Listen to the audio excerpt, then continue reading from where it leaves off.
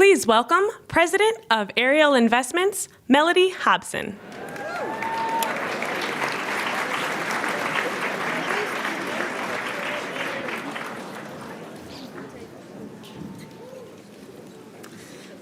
Well, this is very exciting.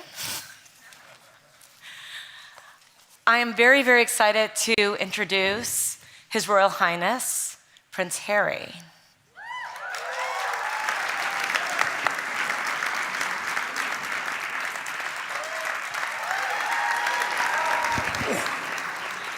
This is the great thing about introducing a prince. All you have to say is Prince.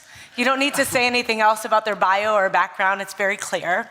We're going to have a great conversation today. You see there are 4 chairs here because we're going to invite up 2 young people who are going to help us in this conversation in a little bit. But we're going to start together just delving into some issues around philanthropy, charity, youth involvement, very much the subject of this summit. And I want to start, Prince Harry, by asking you, just really to put this in context for us, your beliefs, your involvement. Americans, I have to say to start off, we have a fascination with royals because we don't have any. And therefore, we don't quite understand. And I mean that in a genuine way. And so one would say that, is it fair to say that when you're born royal, you are born to serve? Is that fair? Yeah, no, that's definitely fair. But I think over a course of your life, you start to get a better understanding, as you'd expect, of what that service and what that duty actually looks like. And to a certain extent, you have to create it or structure it, suiting your passions, suiting your preference, and suiting the need as well.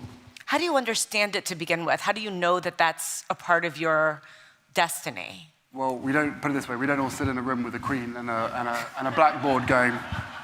It's a kind of, I don't know, I think I wouldn't say it's in our blood, but at the same time, I think it's over history and watching our parents, watching our grandparents, and just learning our way through that process. I mean, Christ, I think I went to my first proper royal engagement at the age of 4 or 5. So you make mistakes, like we all have, and then slowly you find your way, and you start to realize that you've got an incredible platform to make really positive change. Did you always embrace this role and responsibility?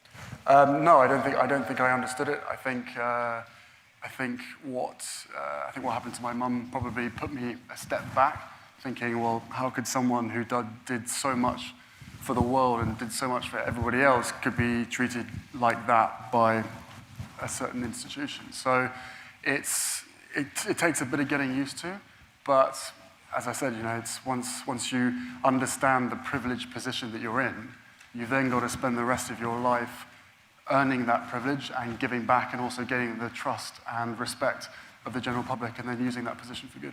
What helped you to understand that position that you were in? Spending 10 years in the military was one. And what did that do for you?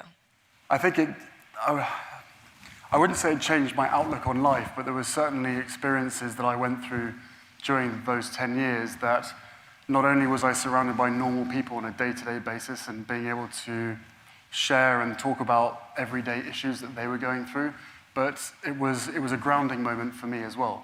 Wearing the same uniform as all of the people that I was serving with, getting an opportunity to serve your country on operations, but also being part of a family. And that's not just the guys and the girls that were wearing the uniform, but also the wives, the girlfriends, the kids. That whole network of support was huge. But I think my understanding of service and duty became really, really ingrained, or it was given to me by my service in the military, because that's what it's all about. And you're taking young people from some of the most deprived cities and towns across the UK for the British Armed Forces, and I know it's the rest for the rest of the world as well. But you're taking some people who've had some really, really hard upbringings and hard backgrounds, and you're training them to be ambassadors. You're training them to be fighters, but you're training them to be brothers in arms with each other as well. And I think that's an incredibly powerful tool to be able to do. And I have a huge amount of respect for for anybody, whatever their background is, to be able to serve your country like that. Well, we're going to come back to that in a little bit in terms of some of the efforts that you have around leaders in the military. But I want to ask you, you traveled the whole world in both your role, in your royal role. As you were going around the world, how did you get more focused on things that you cared about? I mean, we see a lot of pictures of you with children. You spent a year in Lesotho, Yep. right? And, you know, bring that to life for us. I get all of my passion, inspiration, and energy from young people.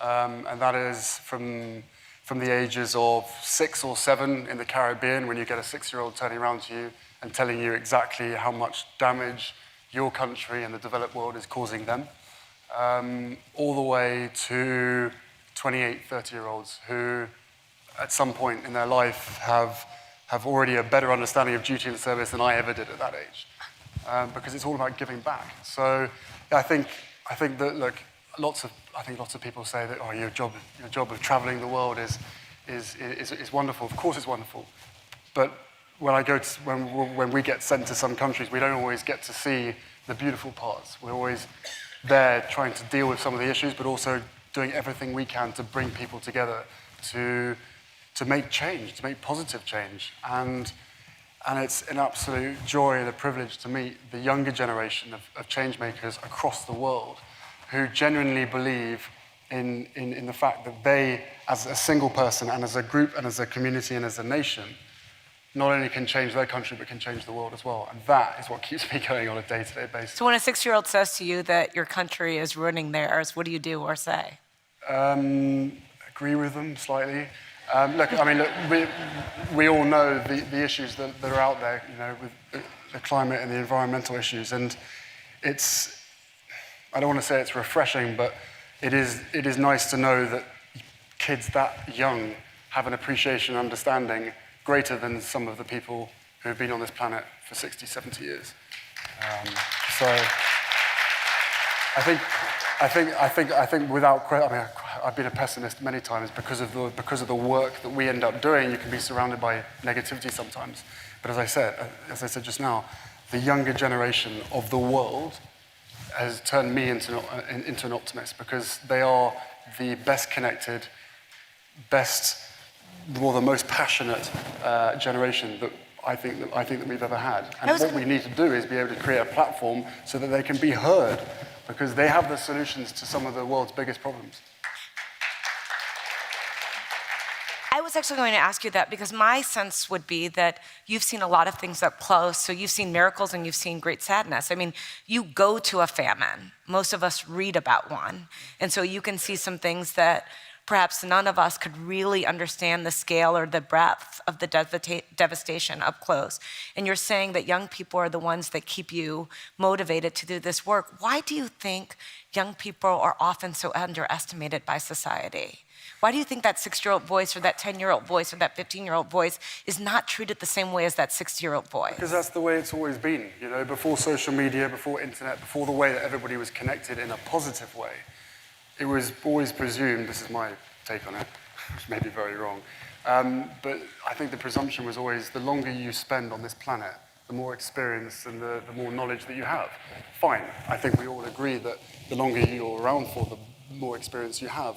But what kind of a world are we going to end up being part of if we don't listen to the younger generation who have all the solutions? They're better connected than ever before, and because of the connectivity, they have the opportunity and the ability to be able to fix problems in a quarter of the amount of time that anybody else of previous generations was able to do over a 10, 15, 20-year period. So you're affiliated, as many in your family are, with many, many charities. You're patrons of certain organizations. I read that you have about 15 charities that you're affiliated with. Your brother and sister-in-law have about 35, but that's less than some other members of your family, right? You all are doing it a little bit differently. Yeah. So how do you focus? So, and tell us, that by contrast, how many charities might other royals be affiliated with in different generations? Hundreds. My grandmother had to rewrite the rule books to a certain extent. My father and my mother have also done it their way. And now we're the younger generation coming through, trying to do it our way because the world has changed so much. We believe that by streamlining and by bringing people together in order to effect real positive change is the only way forward. And it worked for previous generations, and we will always say yes to becoming patron of a charity that we believe in and that we're incredibly passionate about. But I think in today's world, you have to be involved with things that make sense to where your passions lie, rather than potentially turning up to a charity once a year. I don't think that's necessarily beneficial to anybody. But our mental health campaign, Heads Together, back in the UK, is a classic example of where we were able to bring together 8 charities within the mental health sector. With your mic. I'm so sorry. I'm gonna give you. No worries, thank you. We were able to bring together 8 mental health charities that have been working in the sector for many, many, many years. But being able to bring them together and say, right, you guys have never sat around a table together and discussed the main issues. What we want to be able to do now is, through our foundation, create a platform in which your expertise and your experience is elevated. And therefore, you tell us what needs to be done around mental health within the UK and globally. And they said, if you can remove the stigma, that makes our life a lot easier. So that's exactly what we did. We tried to remove the stigma and tried to normalize the discussion around mental health. So in some ways, the past, and that's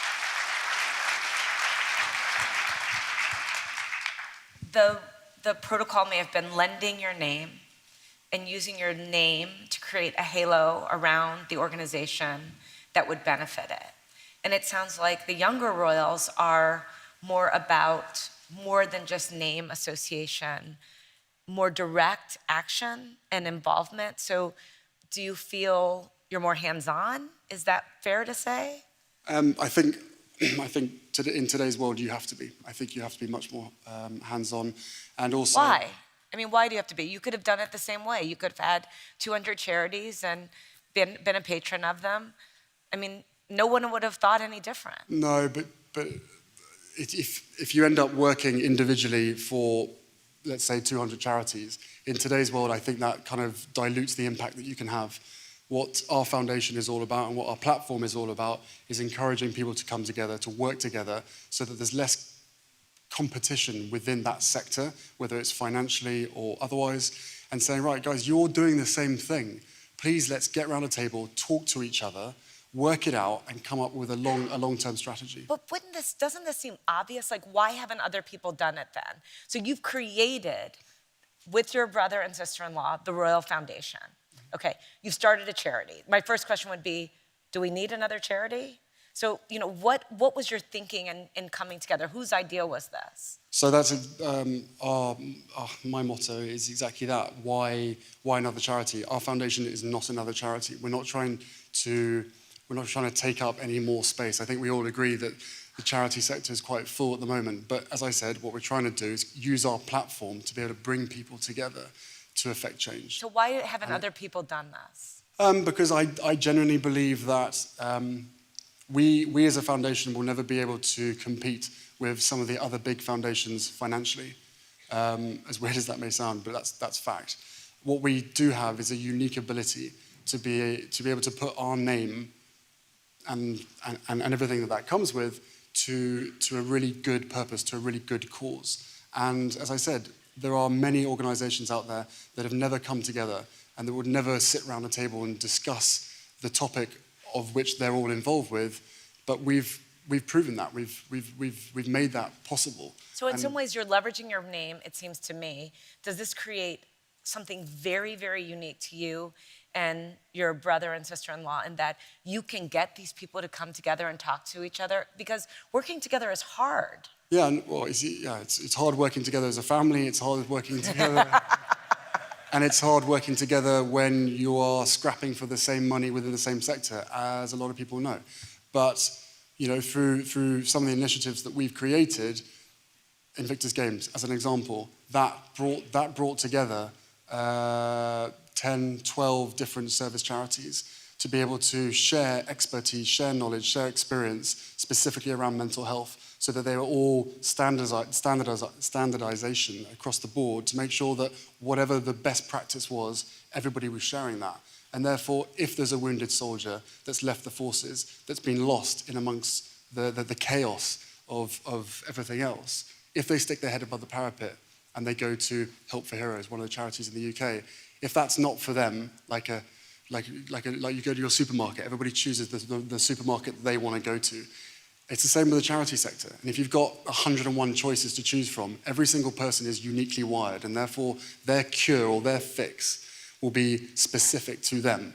But what we're able to do is bring everybody together once again around a table and say, right, you're now part of a group, you're part of something, and therefore anybody that comes in gets the opportunity or the option of 12 of you rather than one of you. Whose idea was this? I mean, who was it? You or Prince William or The Royal Foundation? Yeah. Can't even remember. But was it just obviously a good idea, or? I think it comes with the territory, doesn't it? I mean, once you realise the effect that your name and that your position can have, surely all you want to do is make sure that you spend every living day trying to bring people together and trying to make the most of that position. But it hadn't been done before this way. No, true. But as I said, with the way that the world has changed and with the platforms that we now have, used in a positive way, we can really bring people together from all over the world, across the Commonwealth of 52 countries, of a third of the world's population, of which 60% is under the age of 30. That is a platform of youth of which needs to be listened to. But the scale and the vastness of that is really hard then to manage. So how do you pick what you're going to do? So you mentioned the Invictus Games. You do everything from that to a program to develop coaches in the UK. You do, and around the world. You mentioned Heads Together, which is focused on mental health. How do you decide what to do? Because you have literally seen a lot. You've seen a lot of programs. You've seen great need in the world. Who puts a finger down on something and says, this one? Yeah, it's. I think when you're part of a large charity or a large foundation, I think it is very hard to say no. But I think what we've realised is it's even harder to have a finger in every single pie, and therefore for us, early intervention where possible is definitely the key. Impact is definitely has to be the priority. None of us want to spend the rest of our lives connected to charities of which we're just making people's lives better. Far rather identify a problem and try and fix it before it becomes an even bigger problem. So when you come at it from that perspective, is there a vetting process for what you decide to do, or is it these are just particular areas of interest to one or all of you? I think it depends on our background, on our passions of what we're really interested in. Do people pitch you ideas? There has to be that connection. Sorry? Do people pitch you ideas? Yeah, there's plenty of ideas pitched, but taking it back to the mental health thing, that was luck of the timing. There was an issue that needed to be talked about, probably needed to be talked about many, many years ago. But I reckon 10 years ago, if that discussion had happened, or we'd started that campaign, or anybody else had started that campaign, never would have succeeded. But the fact is, the success of that campaign was built on the need within the United Kingdom, and the fact that every single person in the United Kingdom was ready for that conversation. And all of a sudden, once you normalize that topic, that discussion, everybody started to realize, wow, not only do I know other people that have suffered, I might have suffered as well.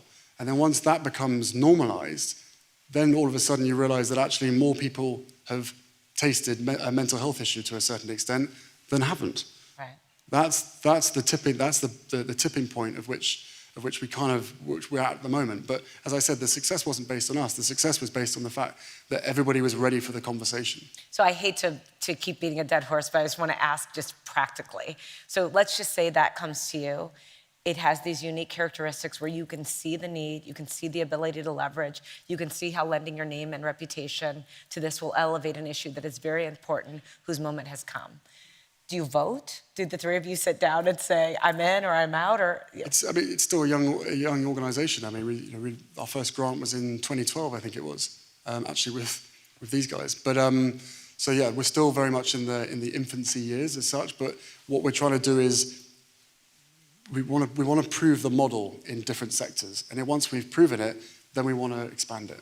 And there's no point in doing it otherwise, because what's the point in being involved in something unless you know that you're succeeding to a certain extent, if you know what I mean? Right. Has this been easier or harder than you thought to start your own foundation and to, what would you say? I think it's made easier with the people that we work with, the support that we have. Obviously, it's certainly made easier having the name and the position, because with that comes the ability to convene some amazing people and some expertise, of which a lot of other organizations wouldn't have the opportunity to do. So, yeah, it's been emotional. Highs, no lows, but there is so much to do, as everybody in this room knows. There is so much to do, and the question is making sure that you streamline it, you do it the right way first time, and the crucial point is that we listen, and that we don't go into a project, we don't go into a community and stamp our authority down and go, we're the Royal Foundation, this is how you're going to do it. It's completely opposite, and that's why I believe that we've been so successful, is because we've gone into those communities and said, right, we all know there's a problem, what is the solution? And let us facilitate and fund you in the process. So why do you think it is that, again, this model is so unique, which seems so obvious, because so many organizations say they have the answer and they go and impose that. So, how did you see this differently? Or learn to see it differently? No, I think as far as I can explain it, to us, it was a very simple case of we have to listen. We have to listen to the younger generation, because they are the cure of some of the world's biggest problems. They're the cure of many communities as well. And as we'll hear from these guys, especially from Chantelle, you're talking about young people, individuals who have lived experience. You can teach someone to be a lawyer. You can teach someone to be a pilot. You can't teach some of the experiences and some of the scars that some of these people have. And therefore, in my mind, the workforce is already there. What we have to do is be able to create a platform, be able to create a way that workforce is then reintegrated back into society, because they can do things that we can never do. And if I was in their position, I wouldn't want someone in a suit and tie, or a prince, or anybody else, telling me how to do things. I'd much rather them come in and say, right, we have an amazing platform, we have an amazing ability, we've got a bit of money, how do you want to do this? How can we succeed first time and make sure that you guys are running this project? So this is the perfect segue. I'm going to bring out our two other guests because we can go deeper on this issue. So Chantelle Stefanovic is going to come out, Stefanovic, and David Peterson, they're coming right out. And this is a real life example.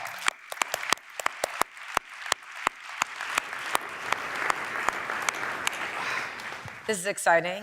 So Chantelle is here from Nottingham, and David is here from Pullman. So we're going to tell your stories, but before I do that, I want to use you to help me introduce Chantelle's story, because we're going to start with her. One of your programs is called Full Effect. And Full Effect is It's one of their programs. Well, where the Royal Foundation has gotten deeply involved. Is that fair to say? Adopted would not be the right word, but certainly you've created it together in some ways, right? In short, before I went to Afghanistan in 2012, turned around to the Royal Foundation, said, please find somewhere where a community which is suffering from youth violence and knife crime, of which we can go into and try and help them, but it's got to be led by them. And then I think it was April 2013, arrived in Nottingham, chosen by the Royal Foundation, and met this incredible group of young people that, in their way, were trying to do everything they could, but had been let down so many times by other organizations and other people. Not just some people had struggled.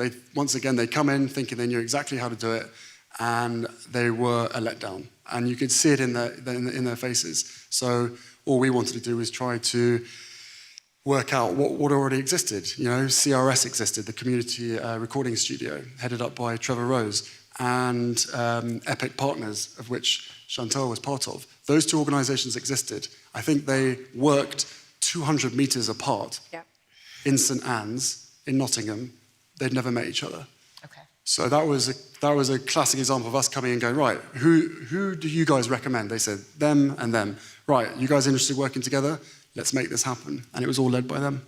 So Chantelle, will you tell us a little bit first about your story before we get into the work that you do as a program coordinator for A Full Effect? Yeah. So just tell us about how you grew up, because I think in America, we have movies like James Bond that lead us to romanticize all of the UK.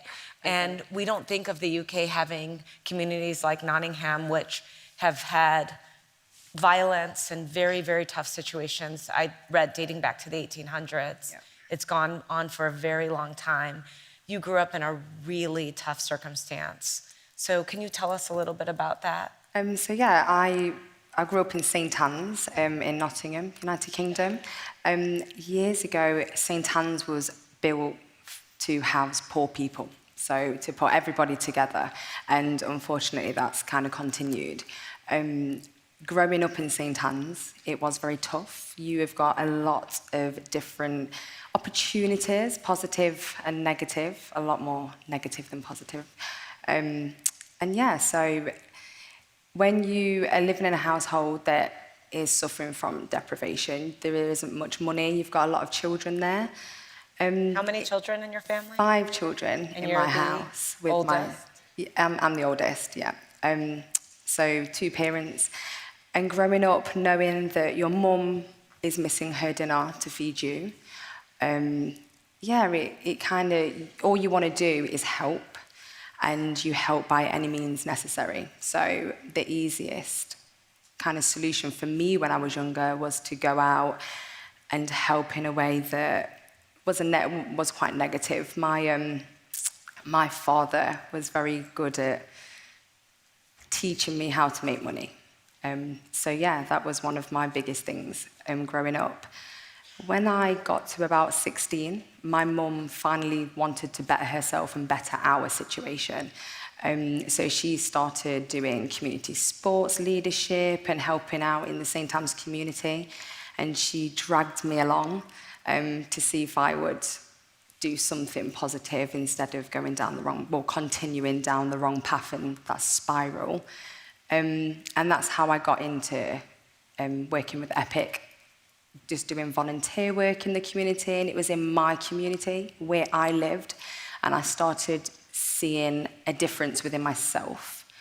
And okay, this is pretty good. I started empowering myself. So it was a gradual, slow progression, I'm not going to lie. But it's got me to where I am now. So help us a little bit, because you were a kid involved in crime. I mean, this was not light stuff. This is not running to the corner store and stealing a cupcake. This is drugs. This was a lot of things. So and then you had gone off to, and introduced to it by your father, correct? Yeah. And the community, that's what happened. That was the easiest way. That was what was going off. So, going down to the local pub with your family, there was always something happening, and that was just apparent. It was there. It's what happened. So then you went off and started doing it on your own. So you were, because you thought you were helping. Yeah. You were off, basically involved in a life of crime as a 16, 17-year-old, right? I became an adult quite young, but forced to be an adult and take on a lot of responsibility. And I knew I wanted better. I knew that I wanted better for my family. It was just getting out of a really tough situation. And there's not many opportunities, especially if you've been involved in something so negative. Not many people will give you that chance. They won't, okay, let's give you this chance today, and let's see how it goes. That doesn't happen. So you're 22 years old, and you basically turn the page on that life. Yeah. You start taking courses, you start volunteering when you're younger with your mother. Yeah. But I mean, you literally walked away from one life and walked into another one of service. Yeah, I walked away from a life, but like I said, I still live in the community. It's still right in front of me. I wouldn't say that I turned away from it, because I embrace what's happened to me as a child and growing up, because it's made me the person I am today. And if I hadn't experienced that, I might not be here. So I don't think it's about turning away from it. It's about looking past it, trying to find that solution to those situations. So you are doing something. Before I turn to David, explain to us what full effect is, because you start with children who are very young, right? Yes. So obviously, like I said, there was a partnership between myself, Epic, and CRS. Epic already kind of worked a little bit with children, did after-school provision and holiday provision, that kind of stuff. And then obviously we met the Prince and started having a look at this this kind of project we wanted to do. We hooked up with the CRS and we realised that we work in schools from 8 to 12 years, and then CRS work with 13 and older, so it just made perfect sense. And both of what we were doing in the same community just complemented it very well. So I love this story, and David, I promise I'm coming to you. You're touring Nottingham, and she gives you a letter, right? Touring. Well, I mean, you're visiting. Me and my band, yeah. I didn't mean it that. I mean, but you're going around observing conditions and issues. I'm certainly not meaning to make light that are pretty significant. And this woman comes up to you and gives you a letter. There was a group of them actually in the community recording studio, and the whole point was I was going to be there, and we were going to have an open discussion and talk about the issues of which these guys were facing, and hopefully get to some solutions. But she didn't want to talk. She was the only person that decided not to talk, and then handed me a letter afterwards. I was the only female in the room as well. And out of how many people? There was about 12 to 13. I was the only female, and a lot of these people that were around me, you know, I lived in that area, and for a long time you hold what's happened to you very close to your heart, and you don't want to express it because you don't want people to judge you. And because I lived around those people, you know, I just felt a little bit uncomfortable, so I forced a letter on him instead. So you planned it. You said, I'm going to write a letter before I see, and then you read the letter. What did the letter say?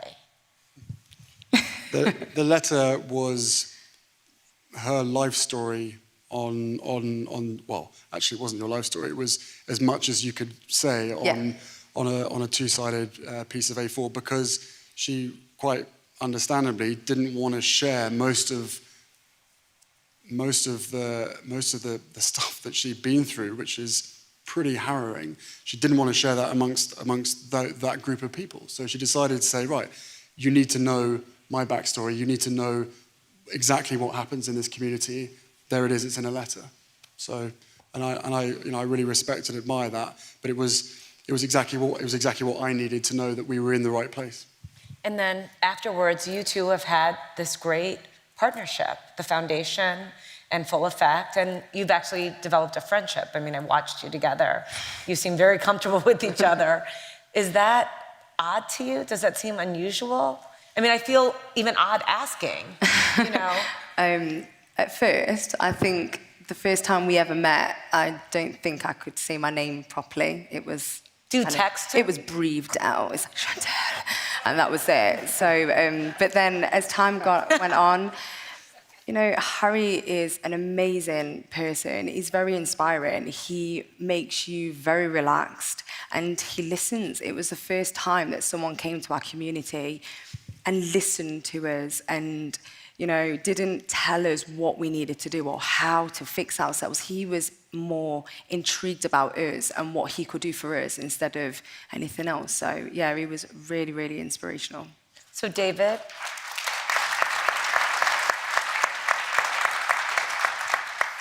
you are the president and executive director of the, I want to get the whole title right, the National A. Philip Randolph Pullman Porter's Museum, right? The first and only Black labor history museum in the world. First and only, which means we need a lot more. Absolutely. And your story is also a unique one in some ways, but also the story of tens of millions of people in this country and in other places. So you grew up with a couple of siblings, single mom. Tell us a little bit about your backstory. You were going to lab school, which is one of the best schools in Chicago. You had a good life. And then what happened? Well, I mean, I came from an entrepreneurial background. You know, my mom was an entrepreneur, my dad was an entrepreneur. So in that, through mitochondrial DNA, I just kind of picked it up. When I was a kid, I used to pick up chip bags off the ground and put them in the microwave and sell them as keychains to the people in the neighborhood. You know, my mom would have community festivals, and I would work the nacho and cheese stand, you know. So I came from that entrepreneurial background, and as I got a little older, she would always push me into places that would nurture that entrepreneurial perspective. So Gallery 37 wound up being one. It was a summer jobs program I had right after graduating from Ray School, right down the street from Lab School. And you know, that's where I met people like Hebrew Brantley, Pugsley Adams, who were also in my cohort as far as Gallery 37. And we made art, and they sold our art. So at a very young age, I was introduced to cultural economic development because I understood that our history, heritage, and culture is for sale, and it can benefit us, you know. And then moving fast forward, graduated from Kenwood Academy, right down the street from Obama's house.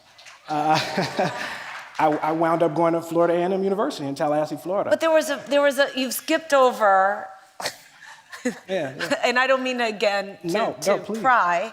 You're going to lab school, your family can't pay, you're taken out, you move to a rough area on the South Side. Culture shock, you said. I mean, you said you've seen both sides.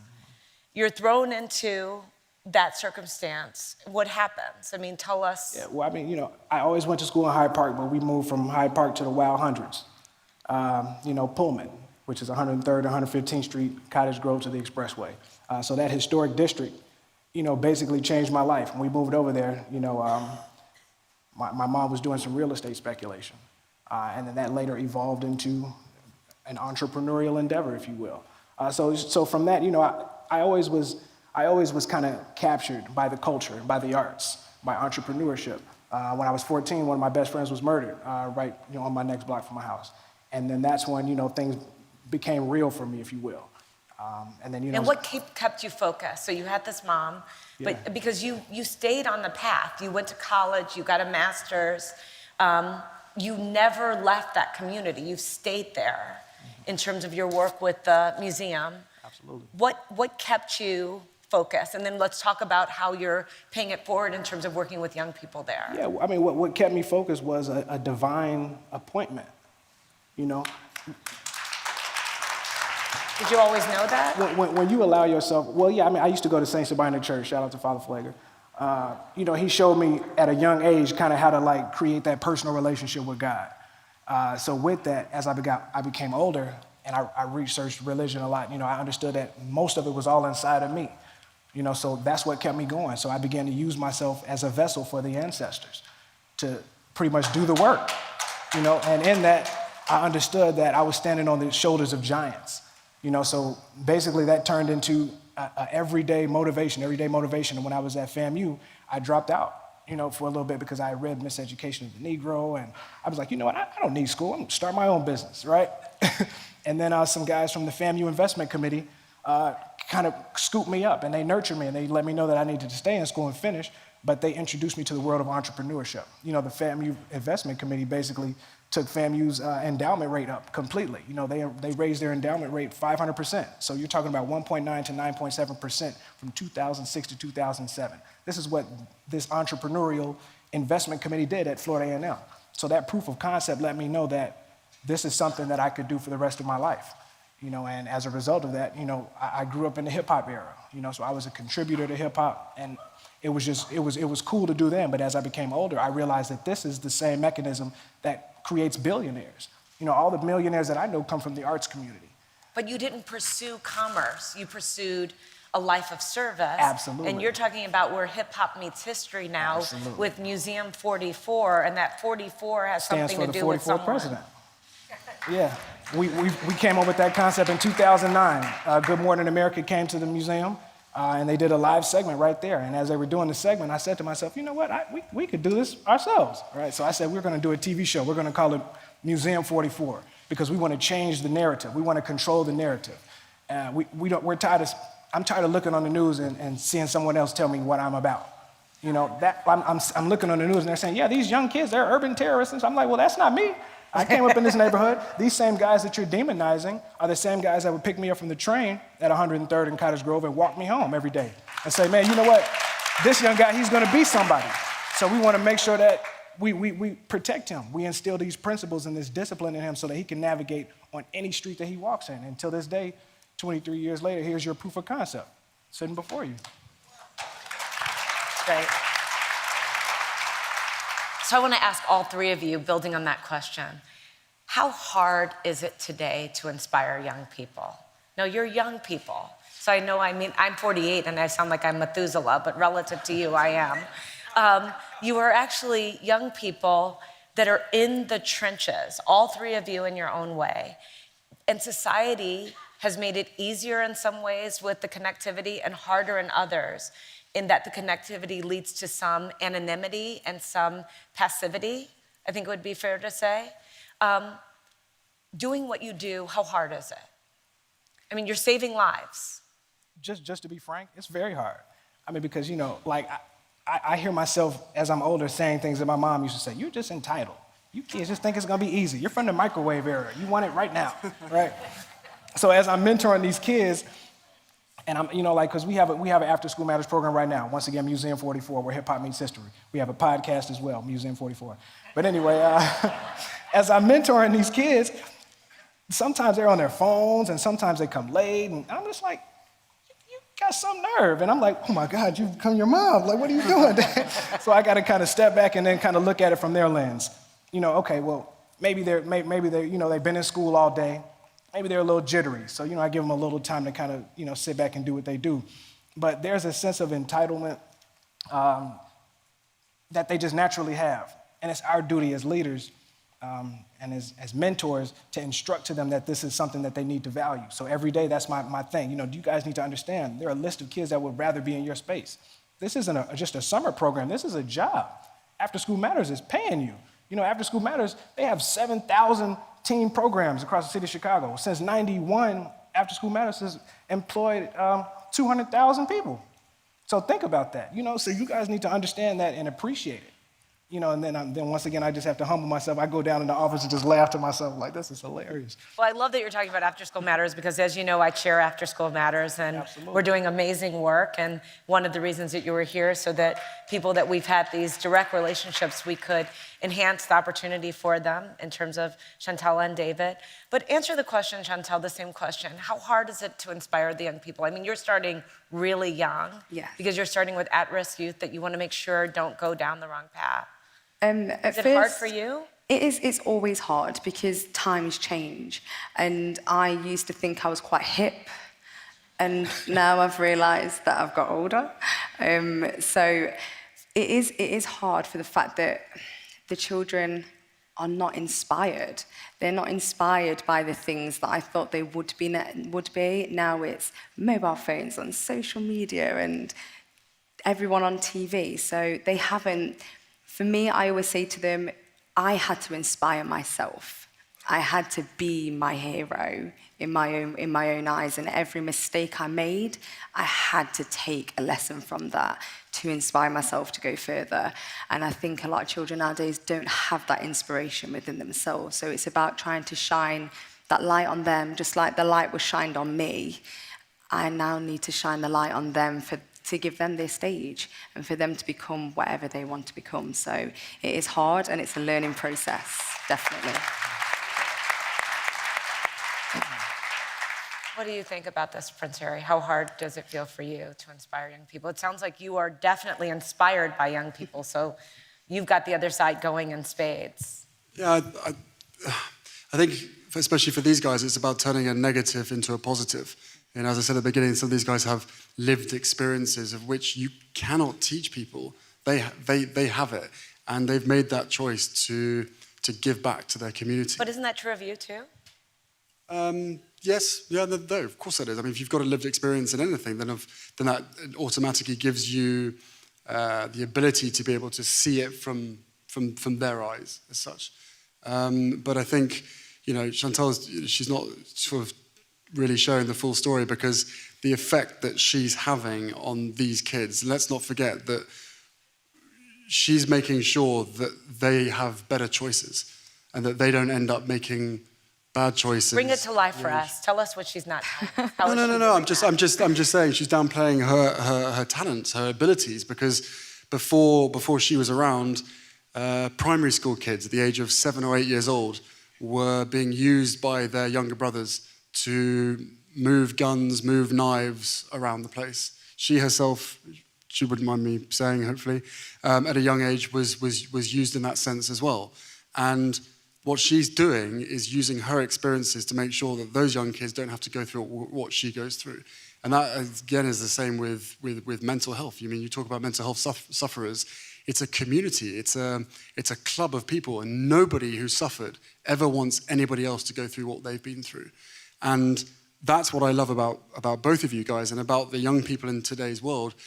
I think there's a real lack of trust, and there's this sense of optimism in a world where wherever they turn, they don't really know who to trust. And therefore, if you can build that trust, and it may take time, but if you can build that trust and give them that belief and give them that confidence, because all of the potential and all of the qualities, all of the skills are within every single one of these people. And therefore, we shouldn't stop looking elsewhere. We should start looking at where the actual problem is and realizing that the solution is all around it. Is so much of the solution about, just using your example with Chantelle, and I read a quote that talked about your relationship, that talked about the fact, well, a prince said that we mattered. Is validation, and you just said you're validating these young people, is one of the silver bullets of this validation? I mean, is that a big theme that seems to run through it, that by showing up in Nottingham, by showing up for these kids, by showing up in Pullman and giving them the awareness of these issues that you're talking about, is that in itself perhaps more than half the battle? Yeah, I think a lot of, me personally, a lot of children that I know, they're let down, and they're let down over and over and over again. And you can only take so many knocks until you just go, I'm done with this. So I think it is about being there and trusting and having that belief. And like I said before, just listening as well. I live in the area I work in, so I never shut off, ever. There are children that live all around me, and a lot of children know they can shout my name or knock on my door, or families, parents, advice. I think for me, it's about bringing people together as well as just as kind of believing in them at the same time. How do you then protect yourself and take care of yourself in that situation? Because that's an overwhelming obligation, especially if you have the thesis that they were let down, which I'm also curious, who let them down? Is this society? Is this parents? What are we not doing right in letting these kids down? But how are you processing all of that? Because you live there, so you're dealing with it. There's nowhere for you to go. Yeah, I have very thick curtains and blinds, and after I finish, they come down and they close. I think there's a ricochet effect. It's society, and then the parents, and then, sometimes some parents, they try their best. I know so many families that want to give more, but they just cannot find more to give. So I think it goes down within that triangle of society, parents. We need to empower the parents, empower the children, empower that community, and try and give instead of taking all the time. We've got to give something back. How much of your transformation was about acceptance as well? I mean, I remember having this conversation with my husband, and we were talking about issues related to childhood and some things that I encountered that were very hard. And I remember him saying to me, your mother did the best that she could. And I remember my mother was extraordinary with human frailties, like all people have, including myself. But I remember it landing in such a different way and giving me a level of acceptance that I hadn't had before.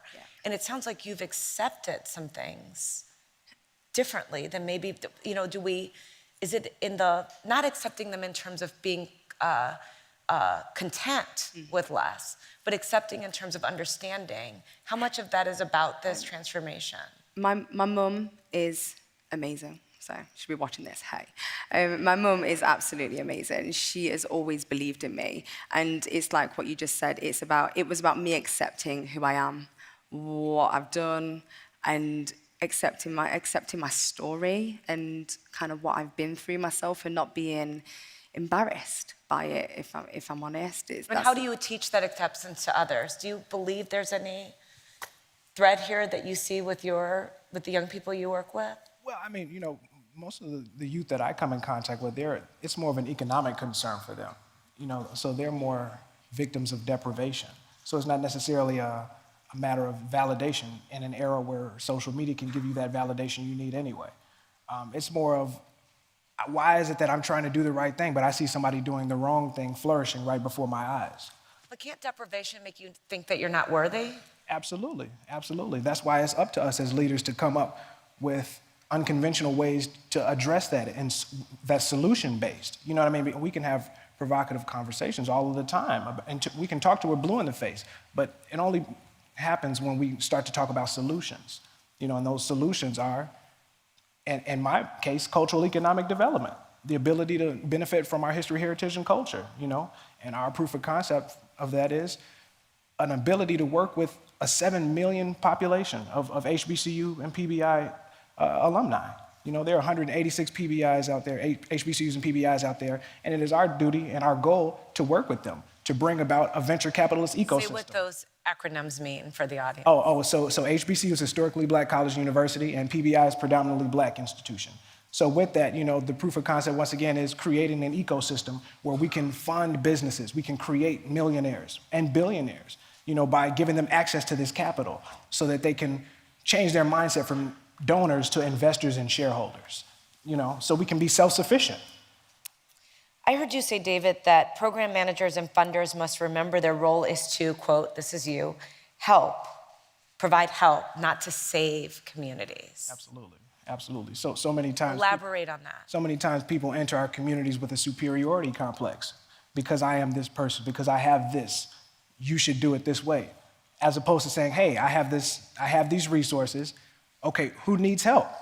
Hey, I heard you guys were hungry. Okay, here's a potluck. I brought this for you, this for you, this for you. Everybody get down, let's eat, right?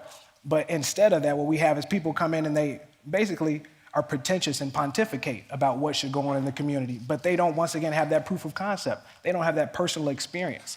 They haven't seen their friends shot down dead. They haven't dodged bullets themselves. They haven't been a victim of gang violence and poverty and deprivation and social exclusion. They haven't been a victim of that. They haven't had to walk in a room and people look at them just because of the color of their skin and undermine them automatically, no matter what their background is. These types of things, just like you were talking about with the mental health thing, that's what's going on in our neighborhood. These kids are victims of mental health, and they're self-medicating. So that's why you have kids doing these exotic drugs, because they're self-medicating, and that's made popular. So the mental health, my mentor, Baba Ronald Kwesi Harris, he started off with at Bobby Wright on the West Side, mental health facility. Then he brought that proof of concept to Chicago State University, where he then directly affected the male retention rate at that school. So the male retention rate increased tremendously just because of the influence and the reinforcement that he offered. And that reinforcement was based on culture. We were meeting people where they were and where they didn't know that they were. We come from an African perspective. So we're diaspora Africans. So no, I'm not born in Africa, right? But my bloodline comes from Africa. So we've been spread out all across the diaspora, the Caribbean, all of the Americas, even though Mansa Musa had ships coming over here way before Christopher Columbus. But that's another conversation. But I say all that to say the cultural reinforcement is the key. Culture is the cure. So, Prince Harry, when you hear that, you nod. But you weren't dodging bullets. You weren't in a situation of depravity. You weren't in a situation where the color of your skin could define your life. And yet you understand, because you said, we were talking about this offline, you spent a lot of time listening. Why do you think so many organizations get that wrong? That so many have, not to be critical, but have that superiority complex. You've seen hundreds of charities with good intentions, but go in with a plan, you said, without asking. Why is that fundamental human connection of listening missing in some of these conversations? And why did you see it differently? Was it your time in the military? Was it something else? Look, as we said offline as well, for someone in my position, you're immediately born with privilege, and then you spend the rest of your life paying back that privilege. And also spending the rest of your life trying to earn the respect of others, but also to use that position, that platform for change. But I don't I don't think I can answer that, because that's, as far as we're concerned, as long as we're doing what we think is right, then hopefully others will follow. But it was never that you were deciding what was right for people. You were always asking them.